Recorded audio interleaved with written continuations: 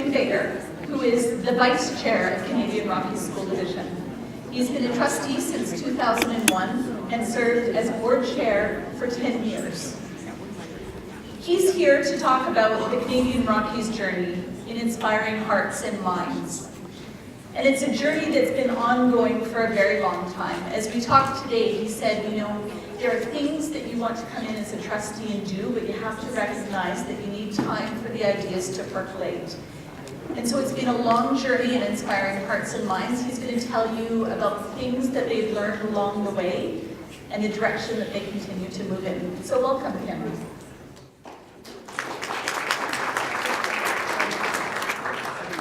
Okay, thank you, Patty, and it's a pleasure to be here. And what I want to do is give you, as you heard this morning, the idea of governance in action, generative governance, and this is a Canadian Rockies version. Canadian Rockies is a small school division on the west end of the province here, Banff, Canmore, Lake Louise, Exshaw, and Kananaskis country. 6 schools, 2,100 students. So what I'm talking about fits our context really well. It's a work in progress, but it fits our context, so you'd have to do some translating. And I'm happy for anybody who has questions or would love to see some other documents to ask me to send you more information. And in your package, in your little folder, on the one side, there's about 6 handouts there that are Canadian Rockies handouts. So I'm going to refer to those at different points in time. So you might want to just get those available so that it's easy for you to follow when I refer to something.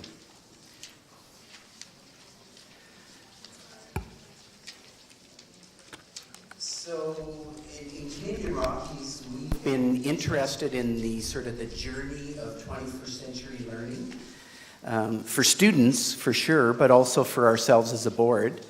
And so we have students come and present to us at most of our public meetings, and this picture is, I think, indicative of students schooling us as trustees. And we just heard in the last presentation the idea of how important engagement is. And so we think that students and staff and our communities need a chance to be engaged in learning. And so we have very engaged parents, students, and administrators in our whole generative process. And I'm going to show you some really specific ways of how we engage different people in our processes. So we engaged in a process, as Patty was mentioning, called Inspiring Hearts and Minds. Now, that isn't what we called it when we started. We started with this idea called futures planning, which is something that we took from some OECD information that they had in a project called Schooling for Tomorrow. And we joined that project, and they had this process for doing futures thinking, futures planning. We engaged in the process, and from that, the people who are involved, parents, teachers, students, trustees, administrators, helped us think about, well, what is this that we're really doing? Futures planning doesn't sound very interesting, but Inspiring Hearts and Minds does. And that's the name that our planning group came up with. And so we engaged in a year-long process. We consulted with 400 students, 200 parents. We had about half of our staff of teachers and support staff involved, all the trustees, all the administrators, and we developed this model of our different approach to education. Whole child education in the middle, with a focus on the 5 key areas of development, which includes intellectual development, but also includes physical, emotional, social, and spiritual development, and these 4 approaches. A whole community approach. Because what we heard from our publics was that education is too important to leave just in the hands of the professionals, that the community needs to be engaged in a community approach to education. A whole learning approach. How can we learn from the learning sciences? How can we learn from the many different worlds, experiential education, outdoor education, Waldorf education? When you think of all these different spheres and worlds that are out there, how can we learn a little bit from all of that and apply it in our school district? The whole teacher approach, we need teachers, and the presentation this morning talked about what life experiences do we bring as trustees, and maybe we could share that and make sure we use all the resources at the table. Well, teachers and the other staff in the district, we need to do the same thing with them. So how do we develop the whole teacher? And the whole world perspective, how do we get the classroom out into the world and bring the world into the classroom? So that's what this model is really all about. And again, this model was developed. We had a 24-person steering committee made up of the superintendent, a couple of trustees, a couple of administrators, a number of teachers, school council members, a couple of high school students, and some community members who had no connection to the school whatsoever. They didn't have kids.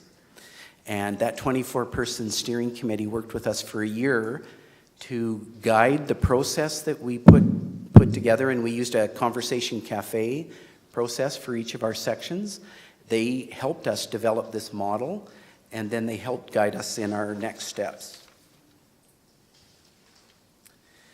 And of course, we developed this, and we went and made a presentation to Minister Hancock, Education Minister at the time, and asked for some funding to help us continue with some of the pieces of our work, including the OECD work that we were doing. And Minister Hancock was gracious enough to give us some funding, but we actually said it was just really our sort of registered trademark payment as he moved into the Inspiring Education process, because the process that they used for Inspiring Education in many ways was a bigger version of what we did in our district.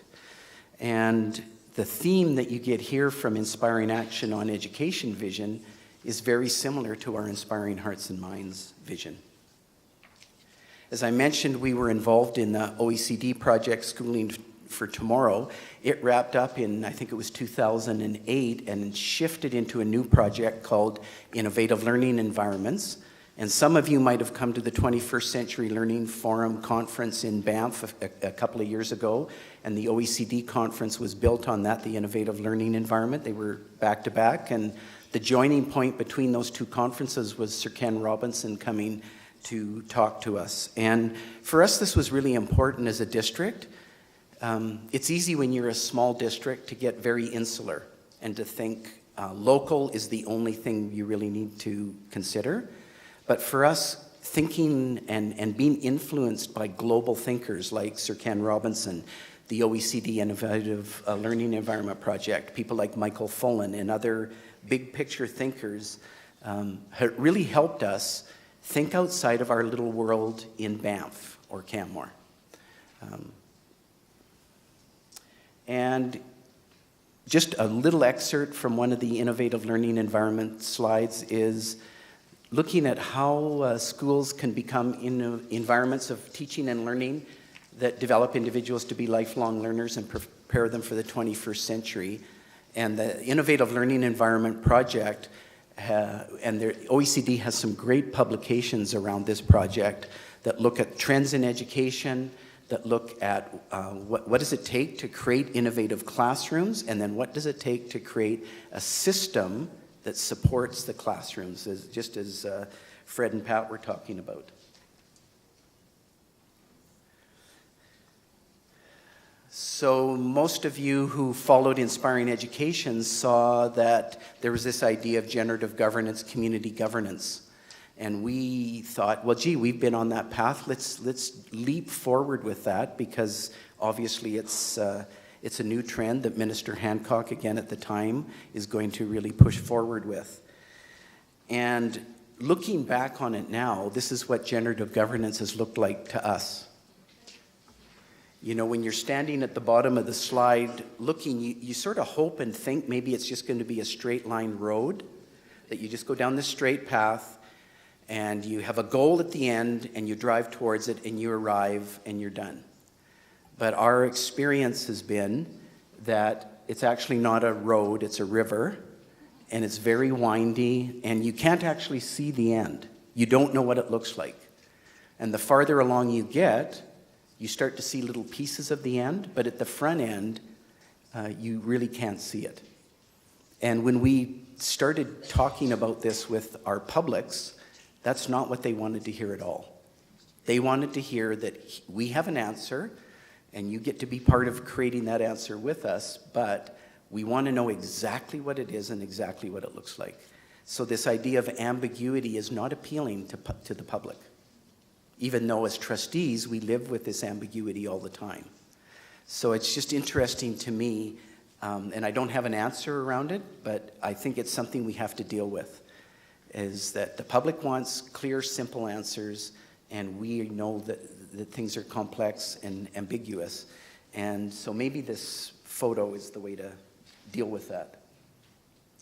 So I'm going to show you a couple of slides here that help us think about what is generative governance built on. And generative governance is actually built on some really good theory from Chait and Taylor and others who've developed some models around generative governance and generative thinking. So the first thing is, you know, we all have ways of doing things, and in the board world, we focus on policy making and strategic planning and lots of problem solving. Because generally what we do is we have a standard way of doing things that's set up in our policies, and we make some plans in our strategic plan, but then we're continuously reacting to and responding to the problems that come our way. That might be the government telling us we need to do something differently. It might be our publics telling us that there's something they don't like. It might be our students telling us that. And so to deal with those familiar processes, we have practices we put in place. We do SWOT analyses and need analyses. We do a cost-benefit analysis and lots of trial and error. That's how we deal with things sort of in a standard, familiar way. And we implement things by doing management tasks. Superintendents are experts at putting management to the policy and strategic plan. We deliver services, and we find ways to evaluate if this was the plan, how effective were we? So generative is something that we're going to add into this equation here. What is generative thinking? So generative thinking is really about trying to make sense of the world around us. And I've heard this morning a lot of talk around context and contexts. And in this complex world we live in, context is really everything. So how do we start to make sense of the world around us? And to look at the cues that are out there and the clues, and to start to build frames. What is this that we're really talking about? So that's what generative thinking, that's how it starts. And there's some new practices around that. And one of them is that we have to get those voices that are out there on the edge, we have to get them more towards the center. How do we pull them into the center? So we have to work at the boundaries. An example of that would be for us is probably about 5 or 6 years ago, we had some parents interested in starting a Waldorf school. They approached us, and the superintendent and board looked at it and said, no, that's not what we do. Go away. And so they did, and they started a private school. Surprise, surprise. Our enrollment went down.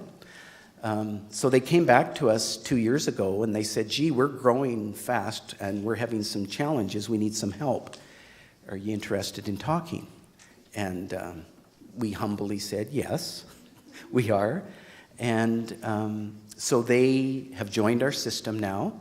They're in the high school, not in the elementary school, even though it's a K-4 school, because little less conflict to not have them in our elementary school, where now we would have French immersion, an English stream, and now a Waldorf, and 5 years from now we might have 10 streams.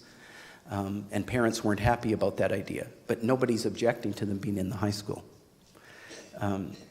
The Waldorf program, the teachers, the board that's, well, they're not a board, they're an advisory committee now. Their way of doing things is actually a lot closer to what we do than we thought. And they're influencing us, and we're influencing them. So bringing the people who we would see as being out there on the edge and connecting them to the center is actually really helpful. It has pulled us into new directions, and it's helped them see that the mainstream actually does have something to offer, and how can we help each other out. Another practice that's really important in generative thinking, and we really heard that this morning from the presentation, was around thinking retrospectively and reflectively. So generative requires us to take a step back once in a while and look and say, well, we thought that this is what would happen, you know, the river model. We thought we were going to do this, but now we're 2 steps in. It actually looks different. What does that tell us about what we need to do now? And in our journey, that has happened time after time after time. We have a plan, we take a step, and we immediately have to change step 2, 3, and 4 because we learned something in step 1 that we didn't have any idea would come our way. So for us, it's been a very fluid process of plan, do, revise, plan, do, revise over and over again. And this has taken, for the board, it's taken us into a different direction as we have discussions about things. We now, and even as we work with our public, the thing we try and do the most is look at what are the questions we need to ask ourselves as opposed to what are the answers. And the more we focus on what are the key questions, the better our work is. And what we've tried to do when we work with our publics is do the same thing with them. Because they want to move quickly from point A to point B with a simple answer to get a simple outcome that solves all the problems. And there's no such thing. There are no simple answers like that. And so we get them to help us deal with really difficult questions. And one of the experts in this field is a fellow named Peter Block. I don't know if people have read any of his material. He's got a great book called Community. And there's a subtitle to it, The Structure of Belonging. Community, the Structure of Belonging. And in that, Peter Block identifies really effective, powerful questions that you can use when you're in public engagement processes. So if any of you want to improve your public engagement approach, I'd highly recommend this book as a way of informing yourself about how to work differently with publics.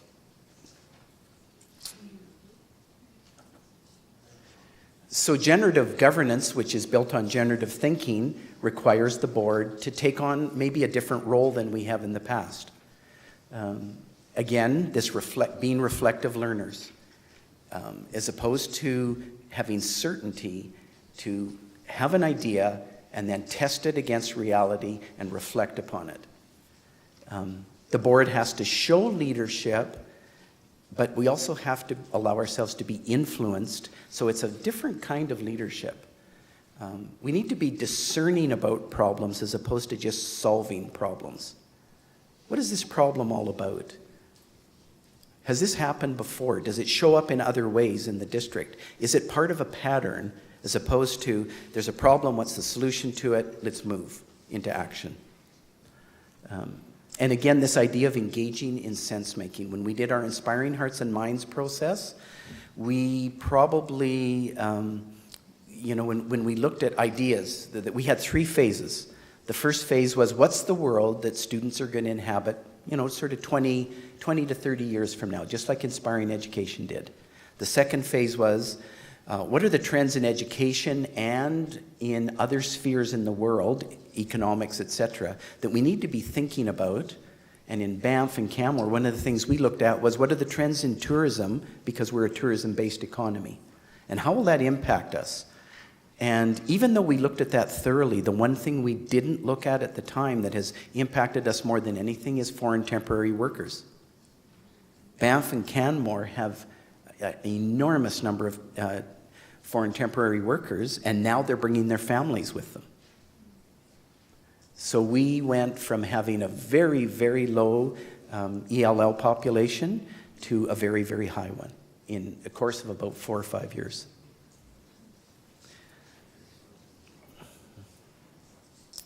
And actually, just a second, I don't know how many people are familiar with Dr. Keith Seal. He's done quite a bit of work on governance. He was with Mount Royal College, the Center for Not-for-Profit Studies, and now he's at Bow Valley College. We brought Keith Seal in to do some work with the board and then some work with our community education network, which I'm going to talk about. So again, those outside influences are so helpful. So I think most people have seen this kind of a diagram, the 3 areas, the 3 modes of governance: strategic, generative, and fiduciary. And Dr. Keith Seal and Jim Gibbons from ASBA did a study with boards across the province, and they looked at how much time boards were spending in the different areas. And their study showed that boards were spending about 60 to 70% of their time in fiduciary, about, depending on the board, about 10 to 30% of their time on strategic, and 0 to about 5% on generative. That's what their study showed. And really, they put forward in their report that what we need to do is to shift that so that we're spending, maybe 20 to 40% of our time in fiduciary, 20 to 40% of our time in strategic, and 20 to 40% of our time in generative, depending on what's coming at us. Sometimes we're pushed into more fiduciary or strategic work because of government initiatives.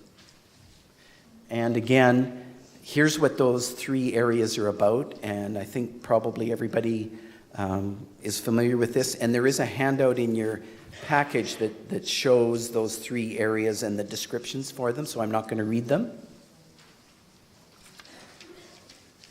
So here was our evolution of how we got to more of a community governance, generative governance approach. So we started our work in terms of business as usual. When I first joined the board in 2001, we were involved in a ton of problem solving. Issues come our way, we'd react to them. We did some policy making for sure, and we did a little bit of strategic planning.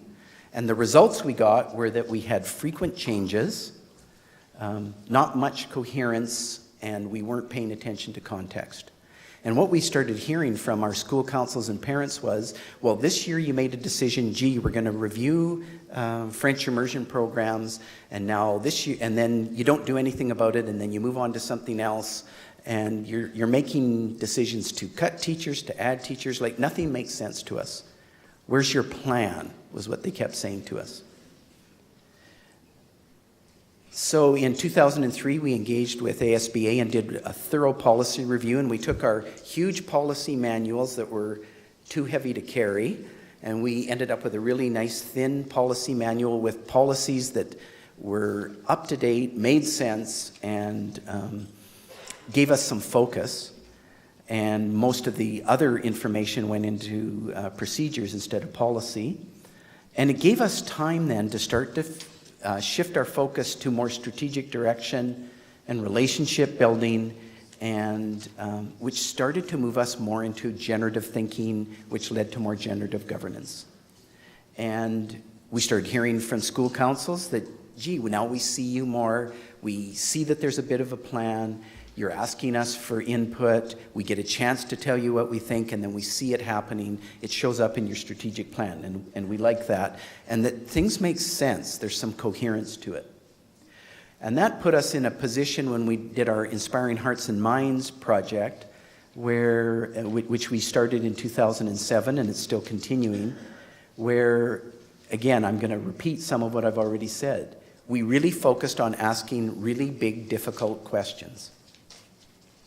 We forced ourselves to look at things more deeply. And in the past, it wasn't a conscious, we didn't have a Carver model of governance, but we really did function with the sandboxes where the superintendent had areas of responsibility, the board did, and school councils didn't really have any meaningful role. And so what we did is we broke down some of those lines, and Brian Callahan, whom I'm sure many of you know, was our superintendent as we did this early work. And Brian and I had many, many conversations about how are we going to know when this is working and when it's not. And we made an agreement that Brian would come to me if he saw the board stepping into his job description too far. And I agreed to talk to Brian to say, when you are pushing us away from things that are important, generative work, I'm going to talk to you. So it really took a strong relationship and a commitment to have conversations. And Brian did come to me a number of times and say, whoa, what are you guys thinking? This is my job. And we would adjust. And sometimes Brian would be putting on the brakes to some work we wanted to do, and I'd say, Brian, this is why we're trying to do this. Here's the outcome we're looking for. Here's my role. Here's the board's role. Here's your role. And it took a lot of conversation to really make that work. And I think one of the big pieces that we learned in that process was, so many times at the board table, I would hear board members say, well, they just don't understand. They were talking about teachers sometimes. They were talking about parents, school councils, or students. They just don't understand. And after I heard that about a dozen times, I thought, I don't think that's a very good response or answer to what's coming our way. And so, again, this pushed us into shifting our approach to engagement and governance. And because we realized that if someone doesn't understand, then we haven't done our job. That's the real answer. So it tells us, it's actually a cue or a clue to get to work and do something different. Because people don't understand because we haven't given them information, because we haven't engaged with them.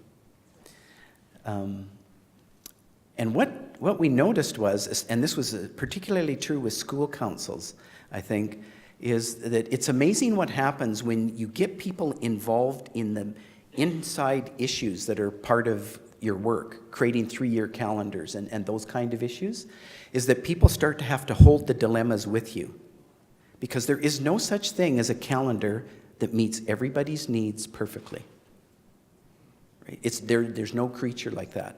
But when people are involved in all the dilemmas about how you create a calendar and you hold the dilemmas together, then they're with you in terms of looking at how complex it is and what the possible solutions are and the compromises that have to be made, and then the communication around that to other people.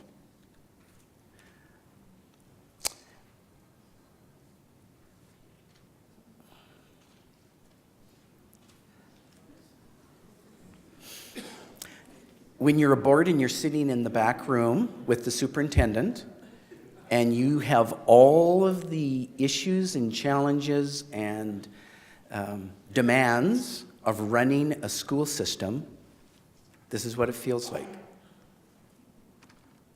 Right? It's too big a load to carry. And yet we don't really engage with other people to help us carry it.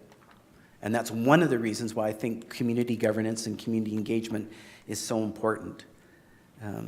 We used to have 7 trustees. We ran into many fiscal challenges over a number of years, and it was a financial decision to go from 7 to 5 trustees. So now there's 5 of us trying to still hold the same load, and we have an extremely lean central office. So we need our staff and our public to be a part of the thinking for solutions. So we created something called a community education network. And in your handouts, you'll see some things like there's a terms of reference for the community education network. There's a handout that's an invite from myself as the board chair to participate in the community education network, and we had different versions of that. So there was one that went to the trustees, because trustees had to apply to be part of this. School council members had to apply to be a part of the community education network, staff, and students had to apply, and they had to tell us why they wanted to be involved. You'll see the questions that are on the bottom of the second page of that invite. Everybody had to answer the same questions. So the terms of reference identify that what we wanted were people who were willing to engage in generative thinking to help us co-create a community approach to governance, generative governance, and that they were committed to a more long-term process. There's another document in there that's an introduction. It's got Inspiring Hearts and Minds at the top, and then it goes through an introduction of how Inspiring Hearts and Minds has morphed into and added onto what it's doing, this community education network idea. And you'll see in the terms of reference that we said we were going to have 30 people as a part of it. And again, there would be school council members, students, administration, board of trustees. It would be broadly representative. There'd be community members who don't really have a connection to school. When we called our first community education network meeting, we had our 30 people, but we had about 20 to 30 more who wanted to. They said, could we just attend the meeting? We won't say a word, but we're really interested and curious about what you're doing. Can we come? And at first we almost said, no, we have a group and we're going to do our work. And we had a process for selecting people, but we had time pressures, so we actually we didn't spend as much time thinking about it as we could have. And so we could have said no, but we just said, okay, show up. So we had our first session, and we realized that it actually didn't matter whether it was 20 or 40 or 60, or it could have been 120. That original group of 30, they stuck with us the whole year, the first year. We had people come in and out that were maybe the peripherals that you were talking about, right? They had one issue that was important to them, and they wanted to hear what we had to say about it. Or their voices never heard, and they just appreciated getting a chance to say something where someone listened to them for even a minute or two. Most of them were there just because they were curious.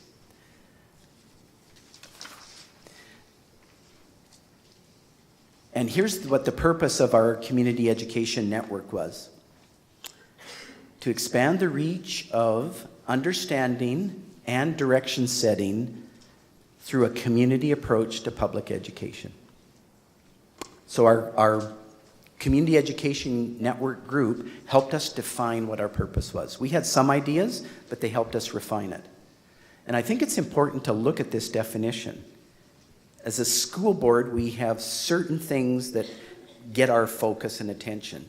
And our community education network helps us look beyond that focus. Sometimes having a narrow focus is really useful, but they helped us make sure we went in and out. Narrow focus, accomplish things. Broad focus, look at the whole picture. And that the focus is on understanding. The biggest issue, again, that I heard at the board table was, well, they just don't understand. Well, we gave people a chance to understand, and guess what? They could do it. Even though they aren't Board of Trustees members and they don't spend as much time as we do, they could get the big issues, they could dig into them with us, and they could come to some understanding. At different levels, for sure. And that what we wanted was a community approach to public education. Otherwise, is it really public education? Like, what do those people, what's the real role of the public if they're not involved in creating understanding and have some way of influencing direction? And you can't influence direction if you're not really at the table. So again, here's that 3 modes of governance chart with a couple of things added into it. In fiduciary, at first we thought, well, the fiduciary area of governance, that's strictly the role of the board. Nobody else should be involved in that. And then as we worked through things, we realized, no, it's useful to get some input from people and to be influenced even around fiduciary responsibilities. The board has the last call on it, no doubt about it. but it's useful to be influenced. When we're dealing with strategic, why don't we hear from the ATA and staff and school councils before we go into some kind of strategic planning session? Why wouldn't we ask them, what do you think our priorities should be? What's most important to you in your school? And then in the generative area, it's easy to collaborate with people on a wide variety of issues, and I'll show you what some of those are in just a minute. So I'm just going to read this because I think this is really important. This influenced our approach quite a bit. Spirit linking is the deliberate and untiring act of working through resistance to organizational transformation by building the circle of friends, fostering networks of human compassion, and interweaving teams of relationships through which new ideas are born, new ways of responding to the mission take form and find expression.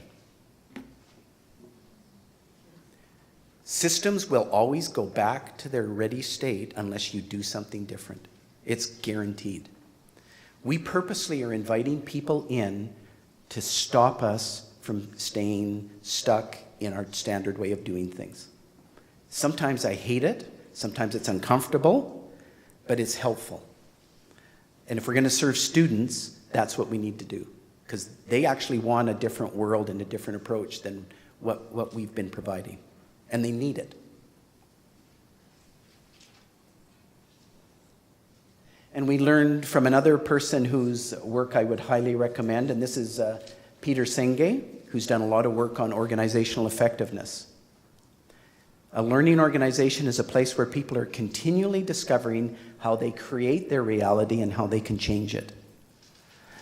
And I think one of the things we've discovered in our work is that while we thought that our biggest obstacle was the government and the rules they put in place and accountability measures and all sorts of things like that, that really we were the biggest barrier to our own success. So we had to own the fact that we were stuck and own the responsibility to get unstuck. So here's what we do with our community education network. We look at what's going on out there in our world. What are parents telling us? What are teachers telling us? What are students telling us? What's government telling us? What's the ATA telling us, etc.? What are the signals that are out there in the world? Let's pay attention to those signals. And now let's try and make some sense of them. What does that mean for us here in Canadian Rockies? And then after we've been able to make sense, we can say, okay, what do we want to do about that? And then sometimes that leads to a really specific decision. So I'm going to give you, again, some examples of what we've done with the generative governance approach.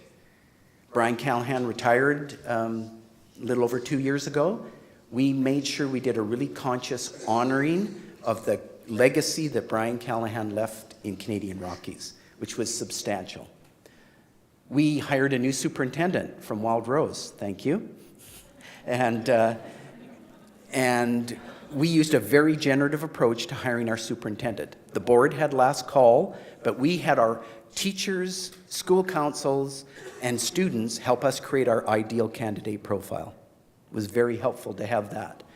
We had some big fiscal challenges with declining enrollment, etc. So we used our community education network to examine, here's our financial situation. We put our books out on the table, and we said, what are we going to do? We either have to generate revenue or we have to cut expenses. So let's look at what our options are. And they helped us look at the options and prioritize them. So they got into our fiduciary role in terms of dealing with our budget. And they didn't make budget spending decisions. They influenced us about our priorities. Last year, we spent a whole year working with our community education network on communication. We do a really mediocre job of communication. It's so hard to keep up with Twitter and Facebook and Instagram and all the new things. And we have parents who are a lot younger than I am, and they helped us say, this is the way new parents in the system receive information. And they're helping us look at how do we do it differently. We created a chart that said, here's things that people want to know about, Here's the ways people need and will take in information. How do we match those things up?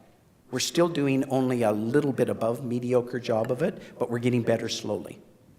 We looked at our 3-year calendar process, and I'll show you, there's a handout there that shows the steps, and then we're just starting our second round of that. And I'm going to skip through a couple of these because they're really a repetition. When we started the Community Education Network, what we said is that budget isn't on the table. They don't get to do budget approvals. They don't have any role in appeals and hearings for students and staff, and they don't have any role in staffing positions, making any hiring decisions. And they were completely okay with all of that. They didn't want any of those jobs. Surprise, surprise. And here's areas that we might address. So ones that are on this list that maybe weren't on some of the other ones you saw is, how do we create broader programming in our schools? How do we take a really robust approach to wraparound school services? How do we impact student engagement? Again, I've covered a few of these things. So the calendar process, on your, in your handouts there, you'll see a 8-step process that we used to build our 3-year calendar 3 years ago. It's a 2-page document, or maybe 3 pages. The first step is that the board invited people into the process. We created some criteria for how we would evaluate ideas around the calendar. We involved school councils, we involved students through surveys, etc. So it was a long, involved process, but again, we could have spent all the time just building a calendar and then putting it out there and everybody hating it and wondering why it was and not understanding. Or we put our time and energy into educating. Here's what has to be in a calendar. Here's what are your ideas about a calendar that best supports learning? That was the question we gave people to respond to. This time around, we've just had our first meeting a couple of days ago, and what we had the Community Education Network help us do was review the criteria we developed and revise them. And we changed just a few things, but it was definitely useful changes. But more importantly, we now have 24 people who understand the process, have had input into the criteria, and are key communicators out there in our community about the calendar process. There's another chart in there that you might find interesting, and that's the IAPP2, which is an International Association for Public Participation. And they look at, there's different ways you can involve people. You can simply ask for input, you can give them information, you can consult with them, and we've tried to move to the right side of that chart to be much more towards collaborating and empowering. And I think whenever you're thinking about a process around public engagement, pull that chart out and say, what's the right fit for the question we have in front of us? If it's about budget decisions, it's not going to be about empowering them to make a decision at this point in time when we work on that. But it is about informing people and getting input from them.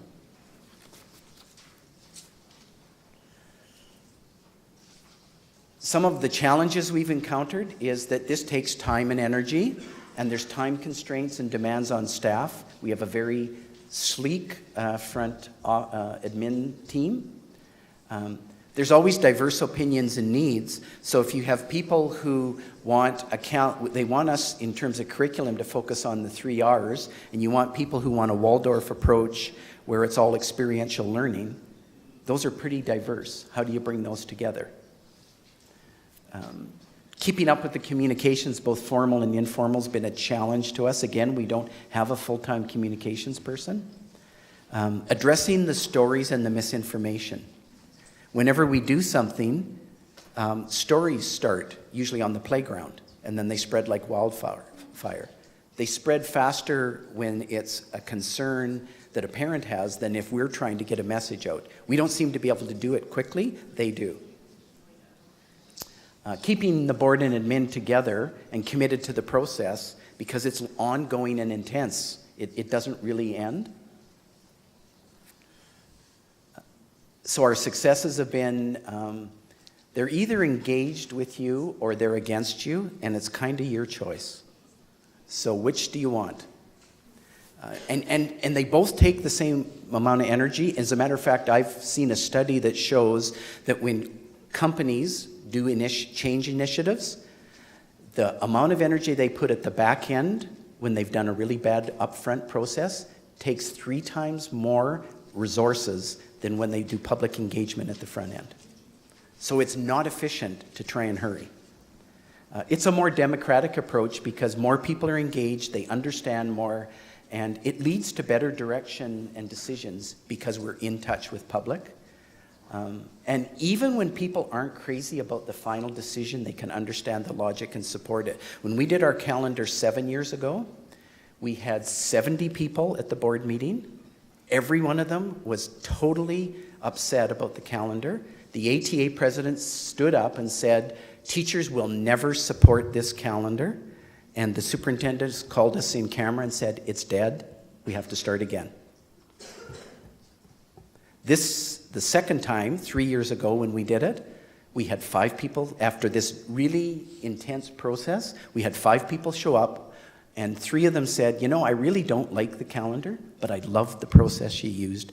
And you know what? We'll take holidays to Hawaii or Florida, and our kids will miss school, so what? So it's just a huge shift in public engagement and support. And in terms of success, this is Jeff Horvath, the fellow on the right, is our Aboriginal liaison worker, and he's actually the vice principal at Canmore Collegiate now. For years, we had our graduation rate at Canmore Collegiate for Aboriginal students was 1 student per year. And this isn't even all of them. This year, 2 years ago, he had 7. So he told the Minister of Education, we brought Jeff to a meeting we had with Mr. Lukasik, and he said, I've increased my graduation rates by 700%. And we, students, staff, the board, our parents, I think this is what we're doing. We're being curious and we're exploring, and that approach is taking us a long ways. And I had to do a comic because I've been coached into that by my previous presenters. This is around climate change, you know? What if it's a big hoax and we create a better world for nothing? And I rewrote that to say, what if 21st century learning is a hoax and we create critical thinkers for nothing? So here's some table conversations. I think we have a few minutes here, about 10 minutes. What opportunities for generative governance do you see in your district? I showed you some things that we did, but you might have some of those same ones, you might have different ones. So what are some opportunities, and is there one that's the most imminent, most pressing, or most, the best creative opportunity? What stops you from doing generative governance, and what would help you take the next steps? So about 10 minutes for that conversation. So start to wrap up those conversations, please.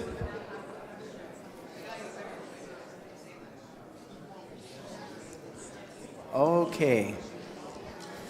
So we're actually, I'm not going to go to the tables to pull out ideas this time.